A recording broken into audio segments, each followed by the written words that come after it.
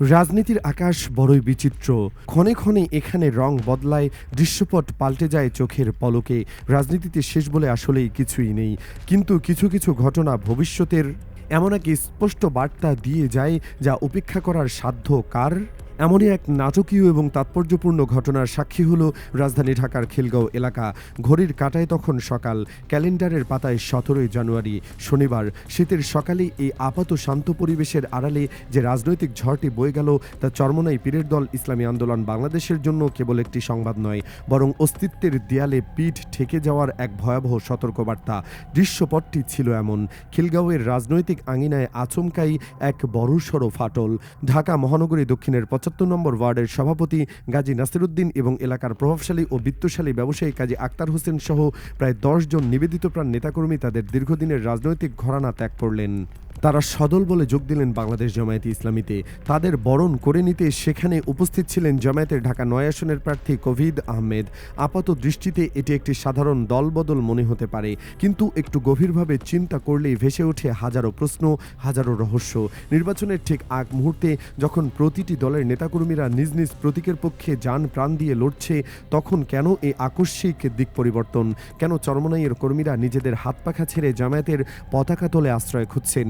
এটি কি শুধু একটি বিচ্ছিন্ন ঘটনা, নাকি এর পেছনে লুকিয়ে আছে চরমোনাইয়ের ভুল রাজনীতির প্রতি কর্মীদের দীর্ঘদিনের জমে থাকা ক্ষোভ ও অনাস্থার লাভা স্রোত? আজকের এই বিশ্লেষণে আমরা রাজনীতির সেই নির্মম ও রূঢ় বাস্তবতার মুখোমুখি হব, যা সচরাচর ক্যামেরার সামনে বলা হয় না। চরমোনাই যখন জোর গলায় জোট ছাড়ার ঘোষণা দিয়েছিল, তখন তাদের মস্তিষ্কের অন্দরেই এক অদ্ভুত সমীকরণ কাজ করছিল। তারা ভেবেছিল, আমরা যদি বেরিয়ে যাই তবে অন্য ইসলামী দলগুলো আমাদের সাথে চলে আসবে আর জামায়াত একা হয়ে পড়বে। কিন্তু হায়, রাজনীতির দাবা খেলায় তাদের এই চালটি যে কত বড় ভুল ছিল তা প্রমাণের জন্য খুব বেশি সময় অপেক্ষা করতে হলো না। আজ সকাল 9টায় মগবাজারে জামায়াতের কেন্দ্রীয় কার্যালয়ে অনুষ্ঠিত জরুরি বৈঠকের চিত্রটি ছিল চরমোনাইয়ের প্রত্যাশার ঠিক উল্টো। জোটে থাকা অন্য কোনো ইসলামী দল চরমোনাইয়ের ডাকে সাড়া দেয়নি, আর দেবেই বা কেন? রাজনীতির মাঠে আবেগ দিয়ে তো আর পেট ভরে না, সেখানে প্রয়োজন হয় শক্তি, মাটির ভিত্তি। বাস্তবতা হলো, ছোট ছোট ইসলামী দলগুলো খুব ভালো করেই জানে চরমোনাইয়ের সাথে গেলে তারা কি পাবে, উল্টো দিকে জামায়াতের সাথে থাকলে তারা কি পাবে। চরমোনাইয়ের রাজনৈতিক ক্যালকুলেশন বা অঙ্কটা আসল ও গোড়াতেই গলদ ছিল। তারা নিজেদের ভেবেছিল লিডার বা নেতা, কিন্তু বাস্তবতার কষাঘাতে আজ তারা হয়ে গেল একা। তাদের এই নিঃসঙ্গতা তাদের ভুল স্ট্র্যাটেজির এক করুণ পরিণতি। চরমোনাইয়ের এর ভুল ধারণা বা আকাশকুসুম কল্পনার আরেকটি বড় উদাহরণ টানতে হলে আমাদের ফিরে তাকাতে হবে ঢাকা বিশ্ববিদ্যালয় বা ডাকসু নির্বাচনের দিকে।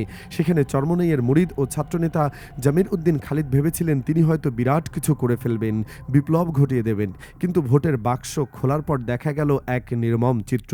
ছাত্র রাজনীতির মাঠে শিবির হলো সেই প্রতিষ্ঠিত ব্র্যান্ড। যখন শিবির প্যানেল ছিল তখন ডানপন্থী সব ভোট, প্রায় 3 থেকে 5 হাজার ভোট অটোমেটিক শিবিরের বাক্সে চলে গেল। জাতীয় নির্বাচনের ক্ষেত্রেও ঠিক একই মনস্তত্ত্ব কাজ করবে। যখন 5টি ইসলামী দল ও জামায়াত একসাথে দাঁড়িপাল্লা নিয়ে মাঠে নামবে, তখন চরমোনাইয়ের হাত পাখা সেই বিশাল ব্র্যান্ড ভ্যালুর কাছে টিকতেই পারবে না। ভোটাররা সবসময় অরিজিনালটিকেই বেছে নেয়, খাঁটিটাকেই গ্রহণ করে। আজ খিলগাঁওয়ে যে 10 জন নেতা জামায়াতে যোগ দিলেন, তারা এই কঠিন বাস্তবতাটা নির্বাচনের আগেই বুঝে ফেলেছেন। তারা বুঝেছেন হাত ফাঁকা দিয়ে বাতাস খাওয়া যায়, কিন্তু একটি রাষ্ট্র বা সংসদ চালানো যায় না। তাদের এই দল বদল কোনো আবেগের সিদ্ধান্ত নয়, বরং অস্তিত্ব টিকিয়ে রাখার দূরদর্শী পদক্ষেপ। চরমোনাইয়ের জোট ছাড়ার পেছনে আরেকটি বড় এবং গোপন কারণ হলো লিডারশিপ জেলাসি বা নেতৃত্বের ঈর্ষা। শাইখুল হাদিস আল্লামা মামুনুল হক যখন জোটে আছেন, তখন চরমোনাই সেখানে মোটেও কমফোর্ট ফিল করছিল না, কারণ খুবই স্ট্র্যাটেজিক এবং গভীর।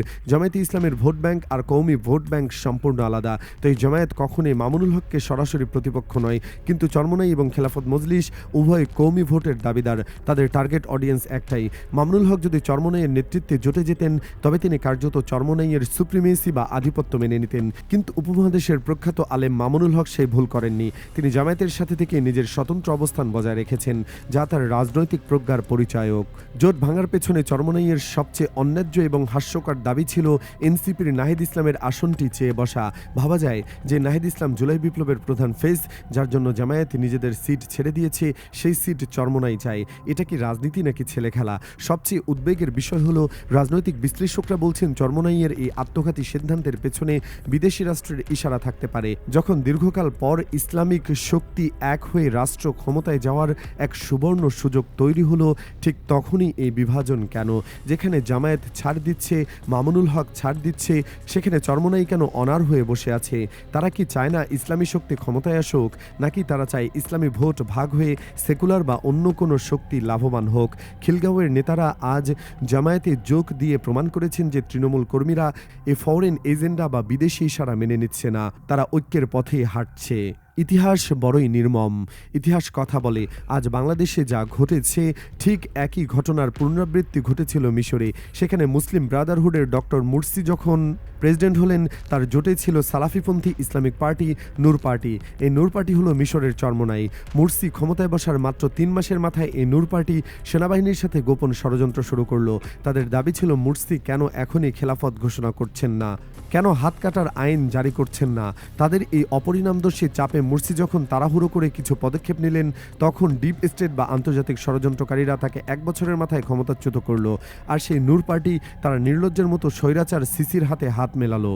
আজ বাংলাদেশে ১১ দলীয় জোট হওয়ার পর অনেকের আশঙ্কা ছিল চরমোনাই কি সেই নূর পার্টির ভূমিকা পালন করবে? আল্লাহ যা করেন মঙ্গলের জন্যই করেন। নির্বাচনের আগেই তাদের চলে যাওয়াটাই হয়তো শাপে বর হয়েছে। জামায়াত এখন সেই সম্ভাব্য ষড়যন্ত্রের বিষ থেকে মুক্ত। জামায়াতের আমির স্পষ্ট বলেছেন, আমরা এক্সিস্টিং ল সংশোধন করে আপাতত দেশ চালাবো, জনগণ চাইলে পরে সরিয়া হবে। এটা নিয়ে যারা অপপ্রচার চালাচ্ছে তারা কি নবী সিরাত এবং জীবনচরিত বোঝেন? তারা কেবল আবেগের বশে কথা বলেন। আসুন আমরা জেনে নেই কিছু কথা। প্রথমত, কিবলা পরিবর্তন। রাসূলুল্লাহ সাল্লাল্লাহু আলাইহি ওয়াসাল্লাম মদিনায় গিয়ে দীর্ঘ ১৭ মাস বাইতুল মুকাদ্দাসের দিকে ফিরে নামাজ পড়েছেন, কিন্তু জানতেন কাবার আসল কিবলা। তবু আল্লাহর হুকুম ও সঠিক সময়ের জন্য অপেক্ষা করেছেন, তিনি তাড়াহুড়ো করেননি। দ্বিতীয়ত, মদ হারাম হওয়া। মদ কিন্তু একদিনে হারাম হয়নি। আল্লাহ সমাজকে প্রস্তুত করার জন্য ৩ স্তরে ৩ বার আয়াত নাজিল করে মদ হারাম করেছেন, কারণ সমাজকে প্রস্তুত করতে হয়। তৃতীয়ত, যুদ্ধের ময়দান। দিন বিজয়ের যুদ্ধে রাসূল সাল্লাল্লাহু আলাইহি ওয়াসাল্লাম পরিস্থিতির কারণে সালাত পর্যন্ত কাজা করতে বাধ্য হয়েছিলেন। এমনকি বদর ও মক্কা বিজয়ে তিনি রোজাও ভেঙেছিলেন। এগুলো কি আপোষ ছিল? না, এগুলো হিকমা বা প্রজ্ঞা। রাষ্ট্র পরিচালনা কোনো আবেগের বিষয় নয়, এটি ধীরস্থির মস্তিষ্কের কাজ। হুট করে খেলাফত ঘোষণা দিলে বিশ্বশক্তি আপনাকে একদিনও টিকতে দেবে না। ধীরে ধীরে সমাজ পরিবর্তন করে আইন প্রতিষ্ঠা করতে হয়। জামায়াতে সেই নববিপথেই হাঁটছে। আজকের এই মেগা বিশ্লেষণের শেষ কথা হলো, ইসলামী রাষ্ট্র প্রতিষ্ঠায় শুধু লোক জামায়াত আর গরম বক্তৃতা যথেষ্ট নয়। এর জন্য দরকার বিচক্ষণতা, প্রজ্ঞা এবং অসীম ধৈর্য। চরমোনাই বা যারা আবেগের বশবর্তী হয়ে জোট ভাঙলেন, তারা হয়তো সাময়িক হাততালি পাবেন, কিছুটা সময়ের জন্য আলোচনায় থাকবেন, কিন্তু বাকিরাও হয়তো ভুল বুঝতে পেরে ফিরে আসবেন। তবে মনে রাখবেন, আল্লাহর দিনের বিজয় হবেই। হয়তো আপনাকে নিয়ে অথবা আপনাকে ছাড়াই ট্রেন ছেড়ে দিয়েছে, এখন ওঠার দায়িত্ব আপনার। দর্শক, রাজনীতির এই উত্তাল সময় আপনার কি মতামত? ভিডিওটি কেমন লাগলো জানাবেন মন্তব্যের ঘরে। আর এই চ্যানেলে নতুন হলে অবশ্যই সাবস্ক্রাইব করে বেল আইকনটি বাজিয়ে রাখুন।